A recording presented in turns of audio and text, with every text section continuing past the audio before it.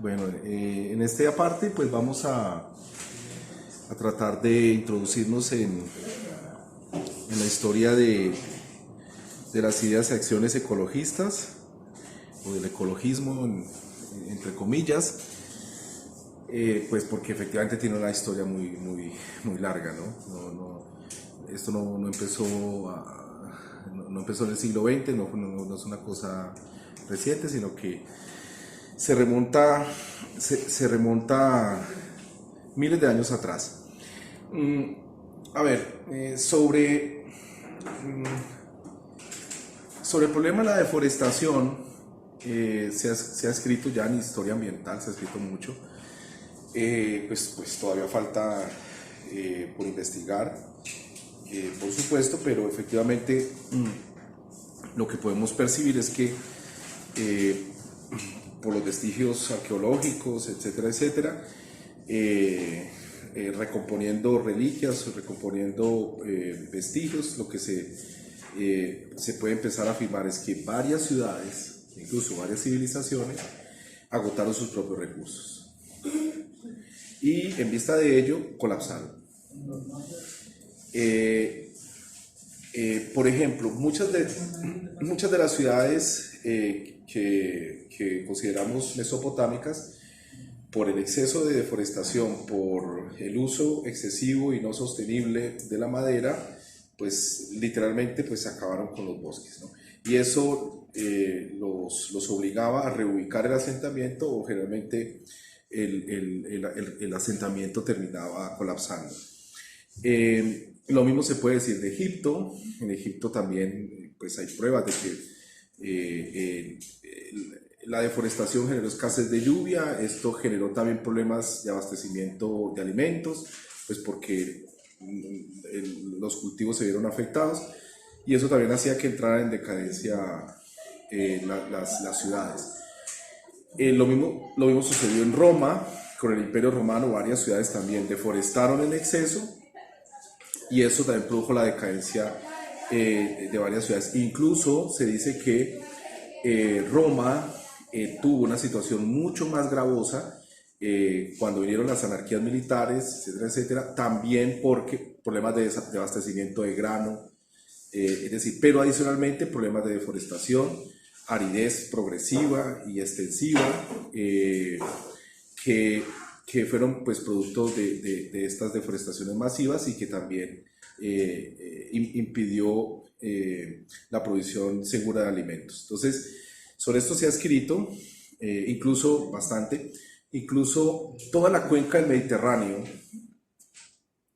es decir, estamos hablando del sur de España, estamos hablando de lo que hoy conocemos como el Medio Oriente, estamos hablando del norte de Egipto. Muchas de esas zonas habían sido deforestadas miles de años atrás. Es decir, durante esas revoluciones urbanas, desde el 4500 a.C. en adelante, nosotros vamos a encontrar un proceso progresivo de deforestación en toda la cuenca mediterránea.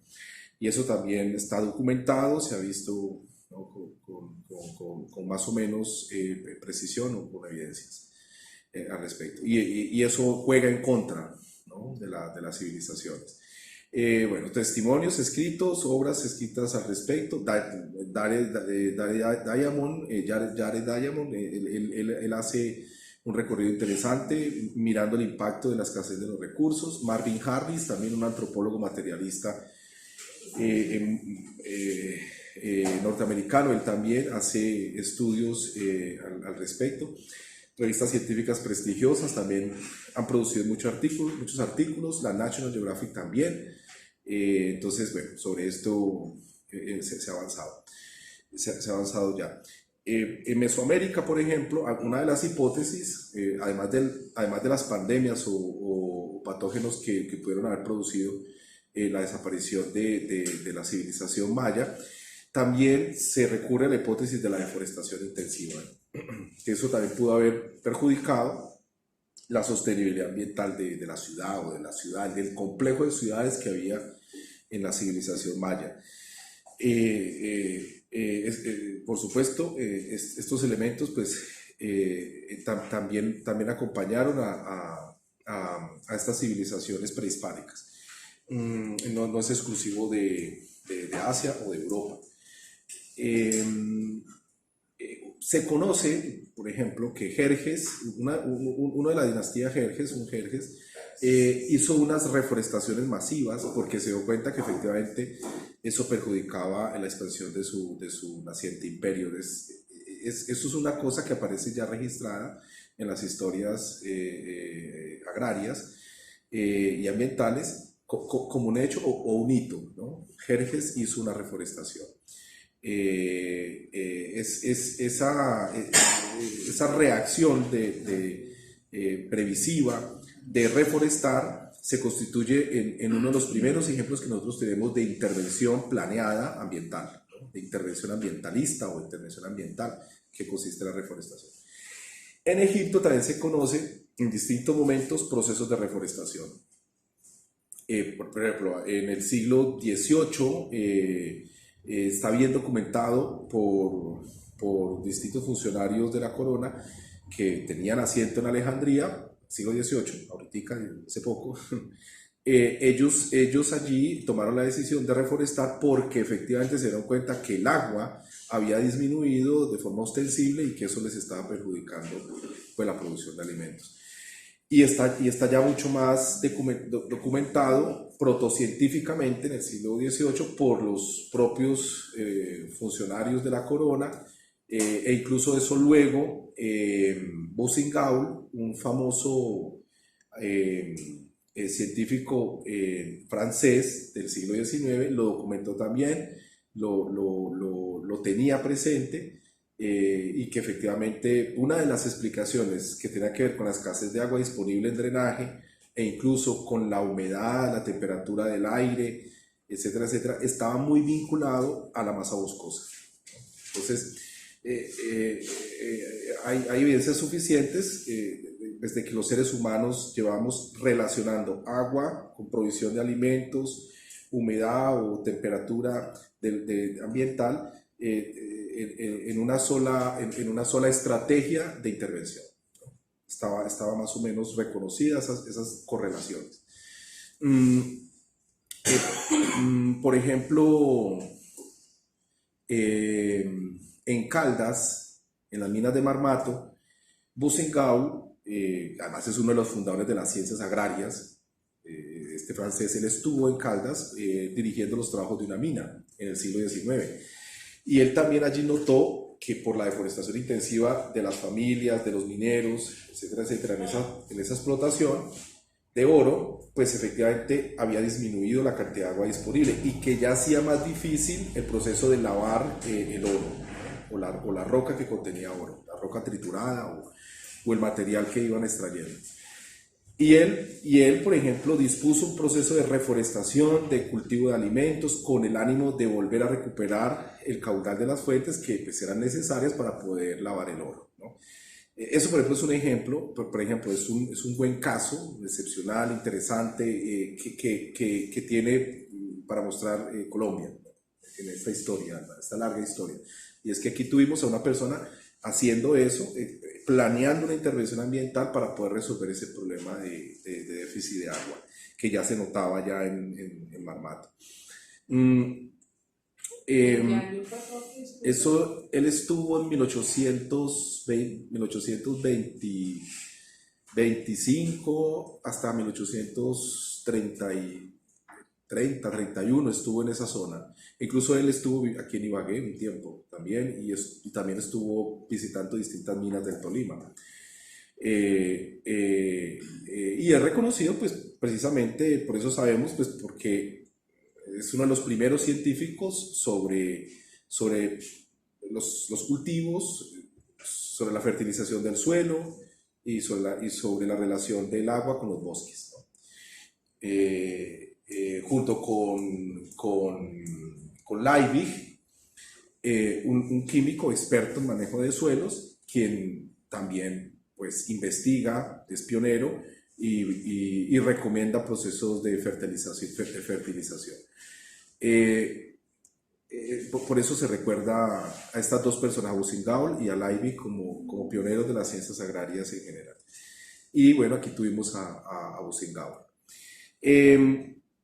Bien, entonces tenemos una larga historia de intervenciones, ¿no? que se han hecho para poder reforestar, no vamos pues, a mencionarlas aquí de manera exhaustiva, sino que ustedes pues, necesitan tener algunos referentes, algunos ejemplos de que eso ya tiene una historia muy larga. Bueno, mm, bien, ahora, más allá de la deforestación y de las intervenciones sobre deforestación, también tenemos otra conducta proambiental que se presenta en Roma, por ejemplo, con la construcción de ciudades ajardinadas o con ciudades jardín, como el caso de la Villa de Adriano, que sencillamente es una propuesta de implantación de una pequeña aldea donde pues el elemento central es el jardín, la naturaleza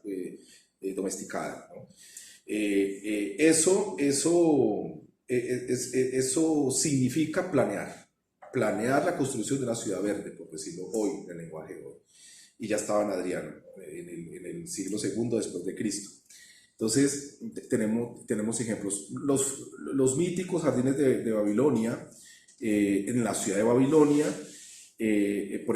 por ejemplo, constituye un referente, pero eso no está bien documentado, como si, por ejemplo, se documentó la Villa Adriano, la Villa Jardinada de Adriano, que es un poco más reciente. Pero efectivamente sobre eso ya tenemos antecedentes.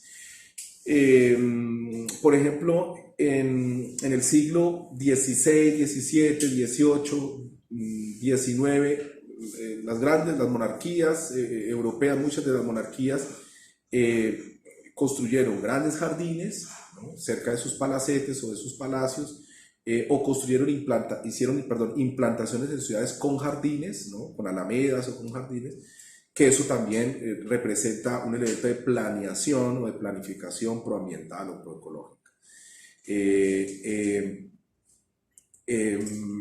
Casos conocidos o casos importantes, los jardines de Versalles, o la intervención que se hizo a finales del siglo XIX en París, toda la París que se quemó, o que quemaron, no sé, ya he escuchado también la hipótesis de que se quemó, de Haussmann. Él es una intervención pues, donde el centro, el elemento articulador de ese nuevo paisaje urbano pues, son los campos elíseos, ¿no? Entonces eso representa otro ejemplo de implantación de ciudades verdes, ¿no? Que anunciaban o que se anticipaban a lo que hoy tenemos como ciudades verdes, ciudades sostenibles, compactas. O sea, hay muchas expresiones que hoy en el mundo pues, contemporáneo se usan. Entonces, tenemos muchas maneras de abordar este asunto, muchas intervenciones, especialmente de arriba hacia abajo. Emperadores, monarcas, agentes estatales, planificadores en partes importantes de una ciudad como Haussmann, de arriba abajo intervienen ambientalmente la ciudad, ecologizan un poco la ciudad. Bien, y está el fenómeno de las reservas forestales para la caza. Eso es otro fenómeno muy importante constituye por tradición, por honor de los linajes o de las dinastías en Europa, constituía un efecto colateral de preservación. El hecho de existir la caza, la tradición de la caza, el hecho del rito de iniciación, de llevar al joven y obligarlo, presionarlo a que cazara un jabalí, pues, o un ciervo, lo que fuera, todo ese tipo de prácticas pues obligaba a preservar los bosques. Entonces muchos bosques que hoy hay en Europa preservados, en Alemania, en Francia, en Inglaterra, en realidad no se preservaron porque un monarca tenía un espíritu ambientalista, sino porque tenía en realidad una larga tradición de cacería y de desarrollar la cacería como un elemento distintivo de su propio linaje. Y era muy importante, ser buen cazador era muy importante dentro de esas tradiciones. Entonces de forma lateral, de forma colateral, se iba preservando también los bosques, ¿no? Y eso evitó pues, que muchos de ellos fueran deforestados. París y alrededores, todo eso fue deforestado. eran grandes bosques. Londres alrededores, todo fue deforestado. Madrid alrededores, los grandes bosques de Madrid alrededores, todos fueron deforestados. Es decir, la expansión de la ciudad fagocita recursos, entre esos pues bosques, ¿no? Pero los que quedaron o corresponden a este tipo de protecciones.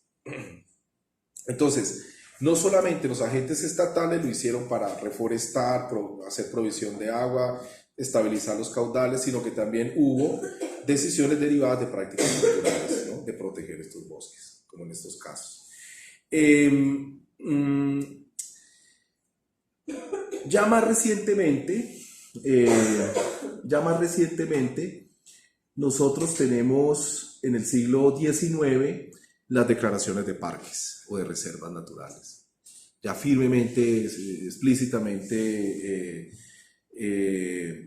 por agentes estatales, pueden ser monarcas, por ejemplo en Rusia ya se habían declarado distintas regiones como reservas. En Yellowstone, en Estados Unidos, en Yellowstone y Yosemite, allí también se declaró una reserva natural. Hay un debate entre si fue primero Yellowstone o primero las reservas en Rusia, pero bueno.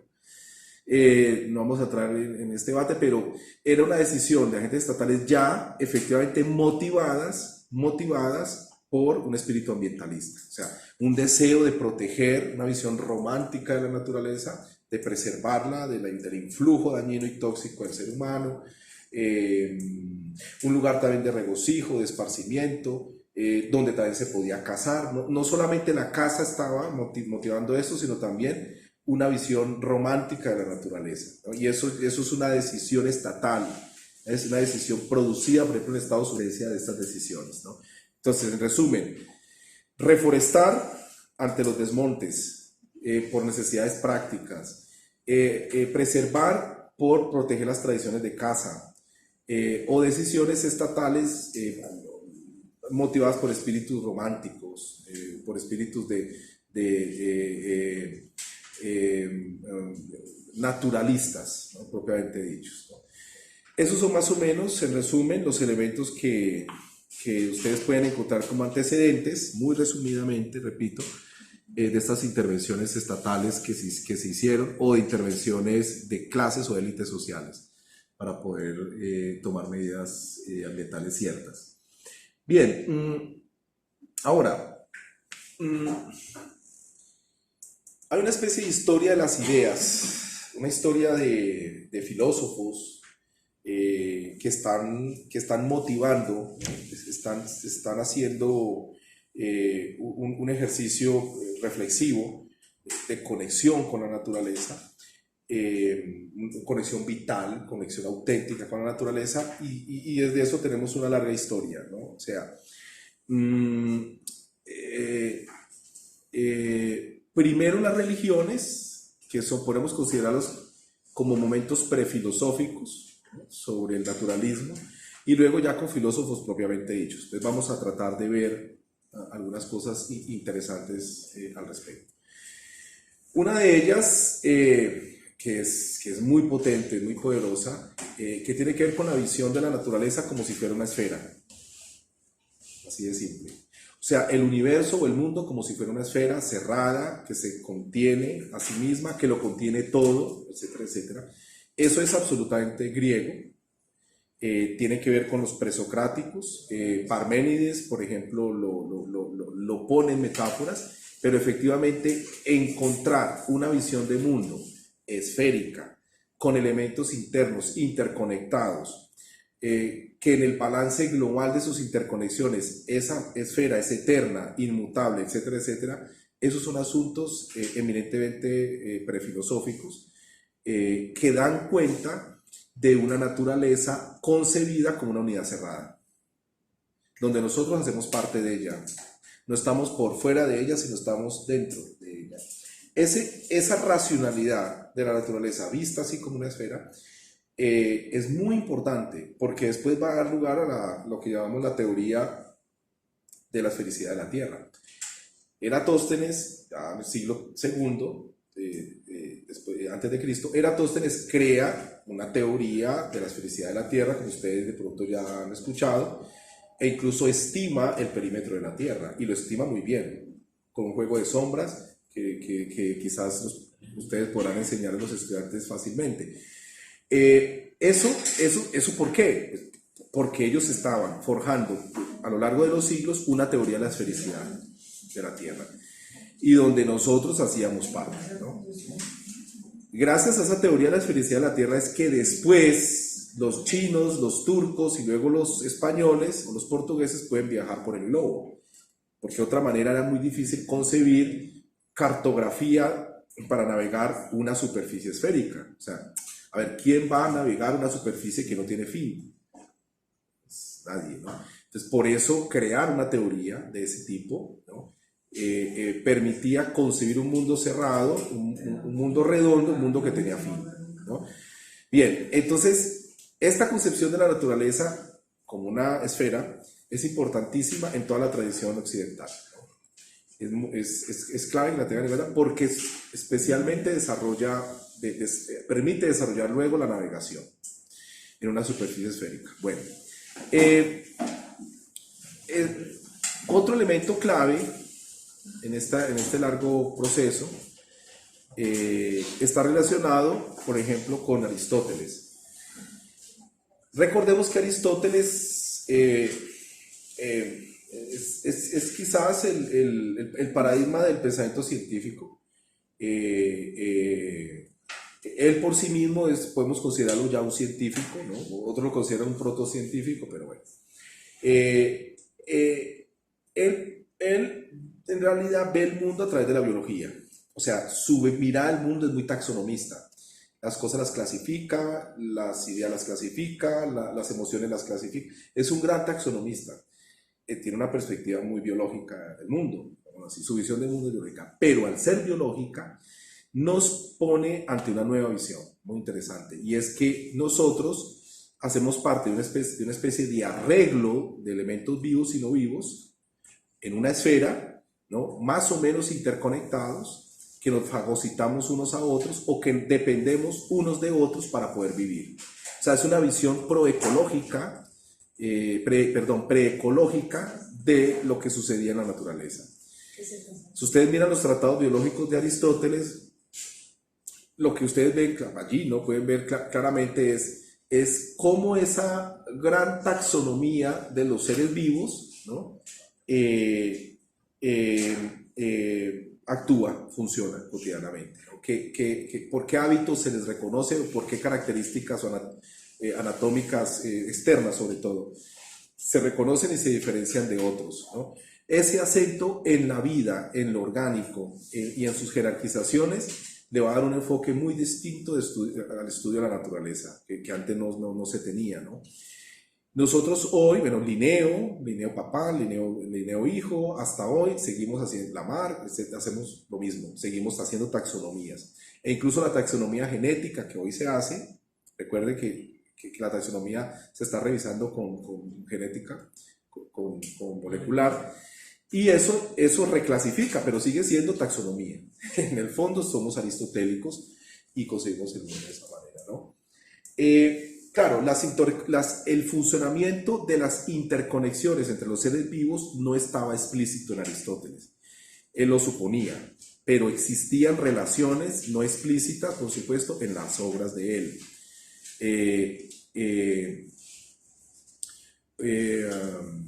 Un ejemplo para que se vea esa claridad. Los animales son aquellas criaturas que se mueven por sí mismos, o sea, que tienen motricidad. Así lo definía él a los animales. Las plantas son aquellas que no pueden moverse por sí mismas, no tienen motricidad. Bueno, si ustedes miran, está describiendo las características, diferenciándolo de los animales, etcétera, etcétera. Claro, pero implicado que los animales pueden ir a la búsqueda de comida y que esa comida reside en las plantas. Entonces, puede excitar la imaginación en el futuro de muchos otros protocientíficos que trataron de entender más allá lo que estaba diciendo Aristóteles. Aristóteles trabajó la reproducción de los pulpos, la describió, incluso parece una cosa inverosímil, pero él logró escribir la reproducción de los pinos, que incluso hoy mismo es muy difícil verla, muy complicado verla. Se dice que gracias a toda la actividad de extracción de especímenes que hacía Alejandro y que le mandaba Aristóteles. Entonces él logró también darse un lugar, un laboratorio, un lugar especial para poder observar. Ahora, Aristóteles no es solo Aristóteles. Aristóteles en realidad era un equipo, que eso es otra situación que se olvida. Él no era solito. Había logrado consolidar un equipo financiado por Alejandro Magno o por los propios comerciantes o hijos de la ciudad, etcétera, etcétera, y eso le permitía a él establecer este tipo, esta sistematicidad en estas investigaciones, ¿no? Y abarcar tantas áreas del conocimiento, porque pues, recuerden que no solamente habla de biología, también tienen tratados de física, sino que también tienen tratado de metafísica, una obra de metafísica, tiene una obra de política, tiene una obra sobre ética, etcétera. Pero mucho de esto es producto de un trabajo en equipo, o de gente que anotaba sus clases, anotaba lo que él decía y luego se convertían en libros. Muchos libros son apócrifos, otros libros se consideran auténticos de Aristóteles. Entonces, bueno, allí hay una visión del mundo biologicista o desde el punto de vista biológico, que fue efectivamente muy útil. Otro antecedente que tenemos es Celso, un latino, del siglo II después de Cristo. Celso es muy interesante, de él ya no se tienen documentos porque se perdieron, pero claro, Celso era ateo, Celso negaba la existencia de Dios, pero un padre de la iglesia se obsesionó con él para controvertirlo. Entonces hizo una obra contra Celso y en la obra lo citó todo el tiempo. Y al citarlo, pues facilitó reconstruir lo que había dicho Celso. Así de simple. Gracias a que lo citó un teólogo que estaba muy obsesionado con él. Porque la argumentación de Celso era poderosa. ¿Qué decía Celso?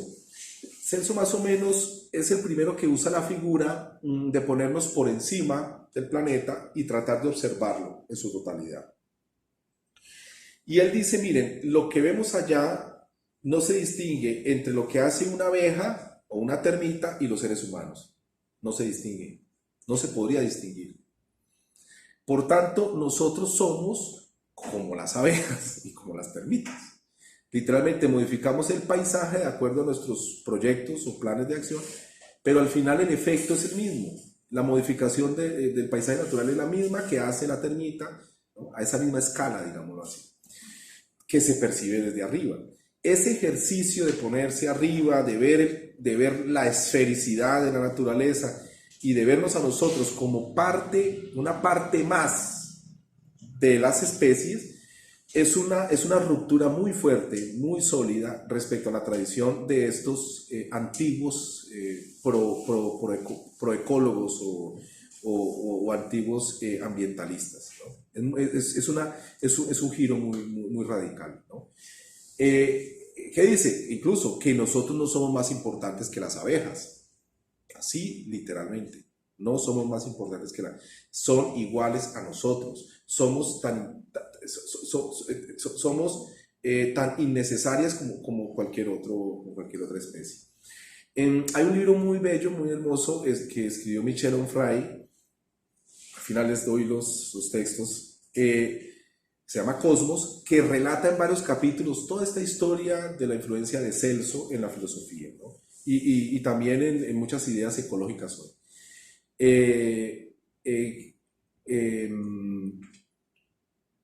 Eso es en cuanto a Celso.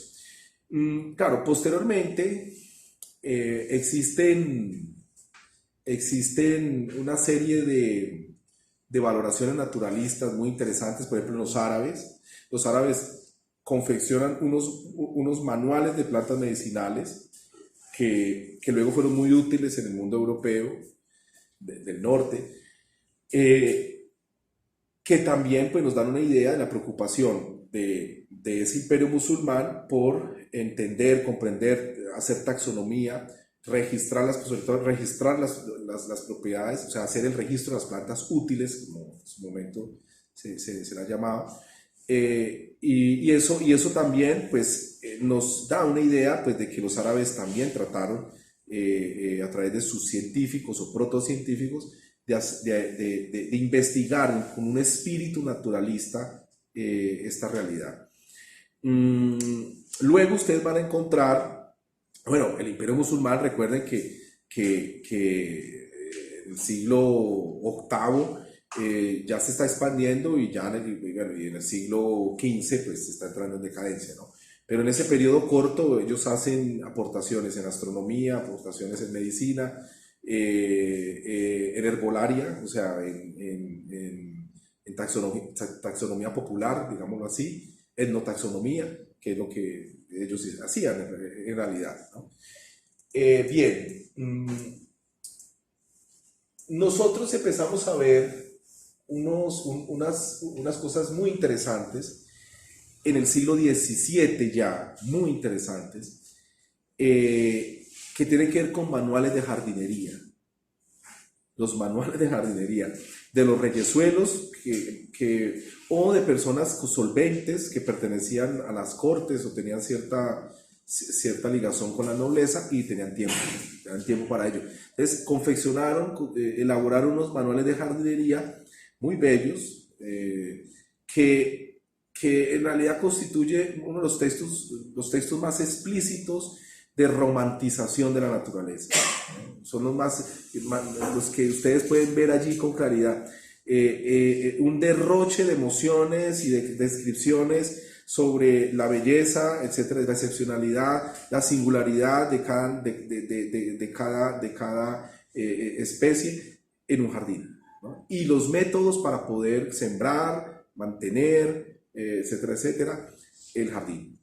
Eso está claro. Anteriormente, Columela, por ejemplo, un latino, ya había hecho un manual de agricultura, pero era escrito fríamente, o sea, era escrito en un lenguaje protocientífico.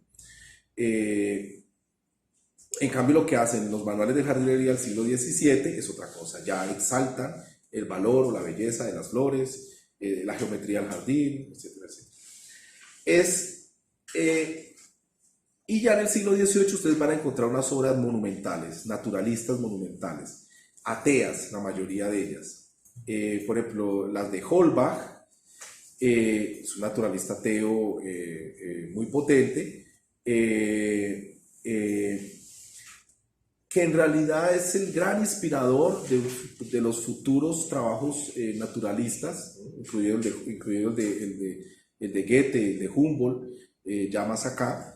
Y efectivamente ahí está esa poderosa imaginación que exalta todo el tiempo los valores estéticos de la naturaleza. Bueno, además de Holbein, hay otros que pues, no vamos a considerar que más o menos vivieron, ¿no? El clima de esta visión naturalista pues, se alcanza con Goethe,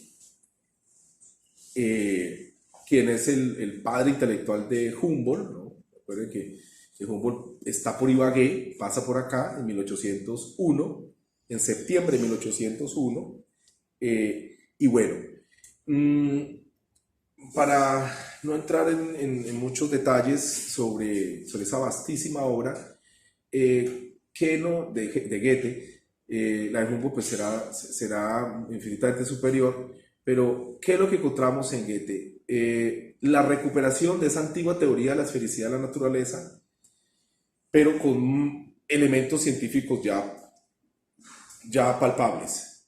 O sea, Goethe literalmente sabía de todo, ¿no? Entonces, él trató de interconectar, mediante estas investigaciones científicas que se estaban desarrollando, los distintos elementos de la naturaleza. Entonces, él hablaba de mineralogía, hablaba del clima, hablaba de la agricultura, hablaba del agua, hablaba de la actividad volcánica, es decir, y todos esos elementos trataba de integrarlos, ¿no? Trataba de ponerlos en una suerte de armonización con una finalidad, ¿no? Con una finalidad. Esta visión, ya con elementos científicos, de interconexión de todo lo vivo y de lo no vivo en una esfera, es el clímax, digámoslo así, del naturalismo en Goethe. Y eso lo hereda Humboldt. Si ustedes leen a Humboldt, la nivelación de las plantas, por ejemplo, a qué altura se da el frijol, a qué altura se da el zapote, a qué altura se da el café, la yuca, los tipos de yuca, etcétera, etcétera. Construir un mapa, describir las características más o menos del piso térmico, describir un poquito las características del espécimen, es decir, todo eso, y tratar de entender un poco sus conexiones, y su relación con, por ejemplo, la actividad solar, la radiación solar, su posición en el planeta. Es decir, esos esfuerzos ya están en un nivel científico mucho más avanzado en Humboldt, ¿no? Es otra visión naturalista que ya podemos considerar científica en muchos sentidos, que está presente en esa obra, en esa inmensa obra que él tiene, más de 20 tomos, que se llama Cosmos, que tiene Humboldt, me refiero.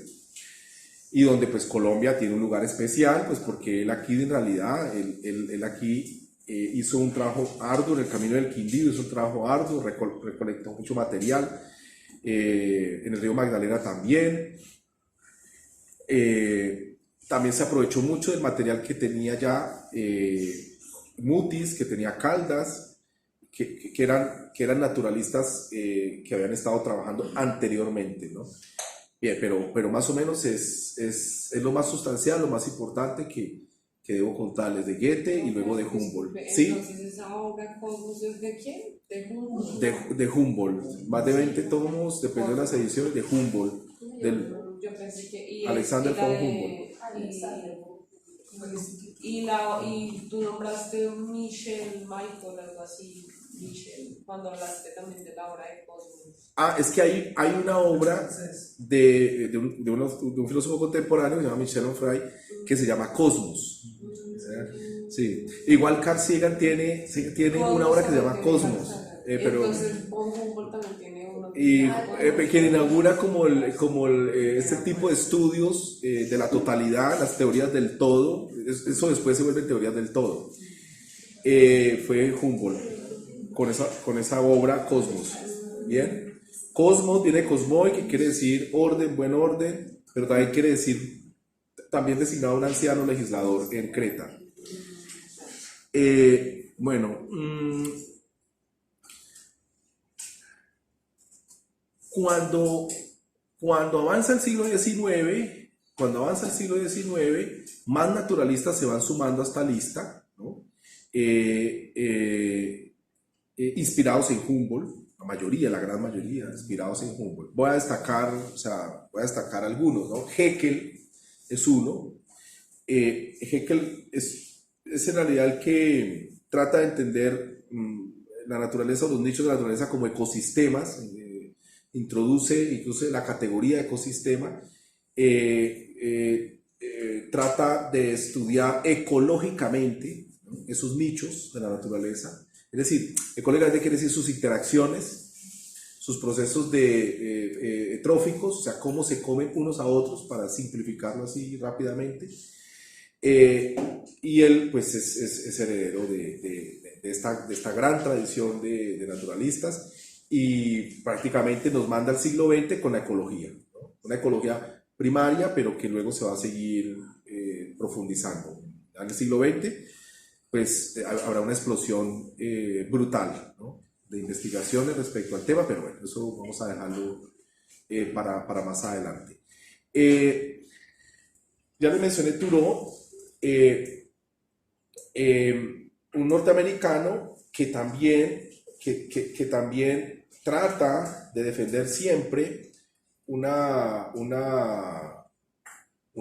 suerte de regreso a la naturaleza, un regresus a la naturaleza para vivir mejor, para encontrar la paz, la serenidad, etcétera, la felicidad. También fuertemente inspirado. También eso tocó la poesía.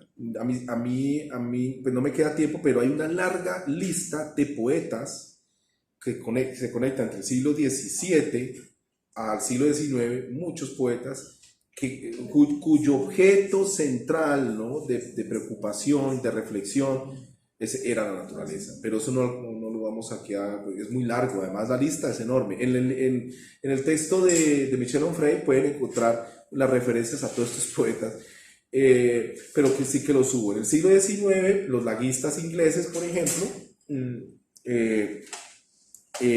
son muy famosos. El último, Yeats, pues en realidad tiene unas odas a la naturaleza, permanentemente se destaca ese tema. Entonces, bueno, ahí pueden ver ustedes, si quieren, pueden leer algo sobre Yeats, bueno, sobre los laguistas ingleses. Bien, pero nosotros no, ese tema es ya un tema más de seminario para el medio ambiente en la literatura, ¿no? Es otro asunto. Bien, entonces Thoreau también escribe, exalta la naturaleza, se mueve políticamente en el Parlamento estadounidense y como ya les mencioné, es quien defiende la idea de las reservas naturales. Él también le da un impulso importante como naturalista, pero como un naturalista militante, como un naturalista que hace política, digamos en ese tono, política naturalista o política ambientalista.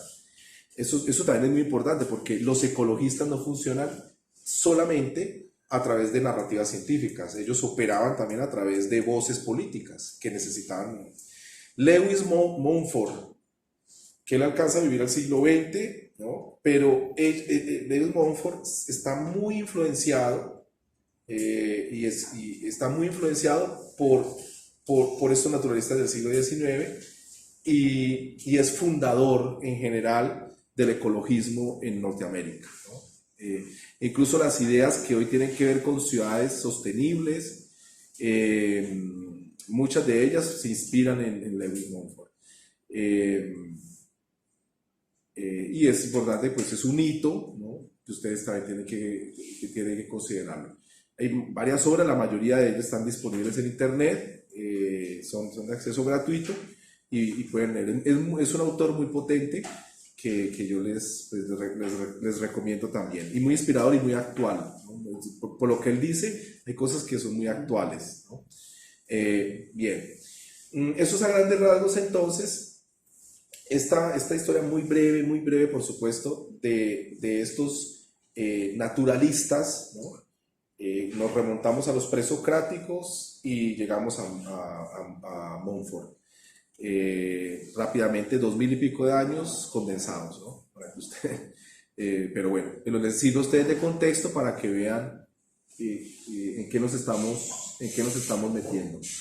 Bien. Sobre el siglo XX voy a dejar las cosmologías para mañana porque son pesadas y bueno, no quiero fatigarlos tampoco. En el siglo XX sucedieron muchos accidentes, se llamaban accidentes, contaminaciones masivas, etcétera, etcétera, situaciones muy duras, pero cuando empezó a tocar a Suecia, la lluvia ácida en Suecia, en los años 50, eso ya tomó otra forma. Es decir, los europeos se dieron cuenta de que el problema ambiental lo estaba tocando seriamente. Por ejemplo, Inglaterra tenía muchas emisiones de material particulado, etcétera, etcétera, pero los vientos las desplazaban, se las llevaban, y se las llevaban para el continente en muchas ocasiones de Europa.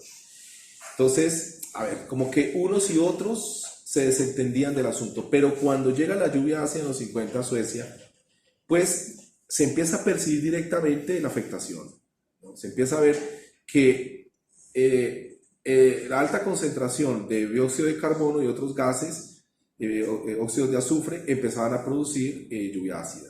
Y esa lluvia ácida, pues obviamente contaminaba las aguas, impactaban los peces y también impactaba el consumo humano.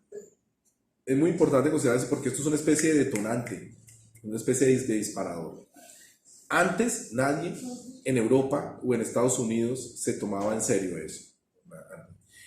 El derrame del Exxon Valdez, ese derrame que también se produce un poco más adelante, y que contamina un área importante del mar, las imágenes, el impacto de las imágenes, es decir, el poder destructivo del crudo sobre la fauna marina, todo eso también genera una sensibilidad importante en muchos intelectuales de izquierda y de derechas, eso lo tocaba. Sobre todo esos dos fenómenos. Bueno, luego hubo unos accidentes muy fuertes en la India de químicos que también fueron fatales. La persistencia de la minería en Japón o en otros lugares del mundo que también producía enfermedades por contaminación de plomo, de mercurio. Accidentes industriales o enfermedades relacionadas con uso de metales pesados, todo ese tipo de fenómenos empezaron a resaltar, empezaron a mostrar bueno, aquí hay un problema ambiental, y es que nos estamos muriendo en medio de las suciedades que nosotros mismos producimos. Entonces esto hay que resolverlo, hay que tratar de intervenirlo. Pero esos son los hitos, ¿no? Luego vienen los estudios sobre la contaminación por plomo en el medio ambiente, por el parque automotor, ¿no? Esos estudios que afectan directamente a la población estadounidense, por ejemplo, eso impacta también en la opinión pública. No se toma en serio al principio, pero ya después sí que se toma en serio. También constituye otro elemento detonante. Pero en general son estos países del mundo desarrollado los que empiezan a tomar cartas en el asunto, ¿no? A tratar de intervenir. Los impactos del DDT, que efectivamente era muy bueno para controlar pues los comensales, como dicen los agroecólogos, ciertos insectos que eran transmisores de enfermedades, tenía raya las enfermedades, era muy efectivo, ¿no? Pero también eso generó unos impactos enormes porque el sistema nervioso lo daña y no distingue, ¿no? Entonces es muy letal, ¿no? Era muy letal, entonces en general con la fauna. Entonces ese tipo de impactos empiezan a ser cuestionados, con el tiempo van retirando el DDT, ¿no? Ustedes sabrán. Cuando empezamos entonces a ver medidas ambientales en cada nación, poco a poco, pues desde los años 50, cuando este asunto se toma en serio, cuando este asunto se empieza a ver. Y cuando empieza a existir una preocupación global, que es una pregunta clave. ¿Alguien mencionó una fecha? El 72. ¿Por qué? La primera fecha. Bueno. La conferencia de Estocolmo. Ya, sí. Viene el informe de los esposos Meadows. Bueno, ustedes van a mirar aquí en las lecturas lo de Sheila Collins y Rachel Carson, que ellas también son pioneras en los años 60 y 70 de la lucha ambientalista, pero detectaron también este problema y lo van a denunciar, ¿no? y son protagonistas. Bueno, entonces, en el 72, en esta conferencia aparece un informe, que es un informe muy serio, hecho por un equipo de científicos, biofísicos, que eso es un pregrado que aquí nos ha faltado mucho, no se ha hecho. Tratan de modelar matemáticamente el ritmo de consumo de los recursos no renovables y tratan de predecir, ¿no? En qué momento se van a extinguir o se van a acabar por estas tasas de explotación. Es los límites al crecimiento, año 72. Luego van a seguir publicando cada 10 años límites al crecimiento. Como ustedes bien saben, está el límite 2012, ya está publicado. ¿Qué es lo más impactante de los estudios del límite al crecimiento de los hermanos Meadows y ya de otros expertos del MIT que se fueron sumando? Que las predicciones que ellos hicieron en varios minerales, por ejemplo, se están cumpliendo casi que al pie de la letra. Sobre todo el último, 2012, evidencia ya, pues porque hay muchos elementos, pues que los modelos de los Meadows son más o menos buenos. Entonces que efectivamente hay que preocuparnos, o al menos hay que advertir o poner una alerta de que, pues, de que esos modelamientos estaban diciendo cosas serias y que efectivamente a futuro podemos sufrir escasez, desabastecimiento o habrá que buscar sustitutos de manera eficiente de estos recursos y baratos, etcétera, etcétera, de dichos recursos. Entonces, es a grandes rasgos esta historia dramática, ¿no? Del ambientalismo y que fueron disparadores, ¿no? De movimientos ambientalistas y también de legislaciones ambientalistas que luego se convirtieron en legislaciones con pretensiones de impacto global, que eso ya lo vamos a ver más adelante. Bueno, ¿alguna inquietud, comentario antes de irnos? ¿No? Bueno, entonces dejamos así y por hoy nos vemos mañana.